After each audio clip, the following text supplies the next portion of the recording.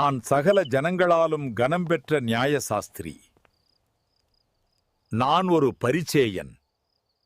நான் ஆலோசனை சங்கத்தில் எழுந்திருந்து அப்போஸ்தலரை சற்று நேரம் வெளியே கொண்டு போகச் சொல்லி சங்கத்தாரிடம் பேசினேன். இந்த மனுஷருக்கு நீங்கள் செய்யப் போகிறதை குறித்து எச்சரிக்கையாயிருங்கள் என்றேன். யூதாஸ் மடிந்து போனான். கலிலேயனாகிய யூதாஸ் அழிந்து போனான். இந்த மனுஷருக்கு ஒன்றும் செய்யாமல் இவர்களை விட்டுவிடுங்கள். இந்த யோசனையும் இந்த கிரியையும் மனுஷரால் உண்டாயிருந்ததானால் அழிந்து போம். உண்டாயிருந்ததேயானால் அதை ஒழித்துவிட உங்களால் கூடாது. தேவனோடே போர் செய்கிறவர்களாய் காணப்படாதபடிக்கு பாருங்கள் என்றேன். சங்கத்தார் என்னுடைய யோசனைக்கு உடன்பட்டார்கள். நான் யார் என்று ஊகிக்க முடியுமா?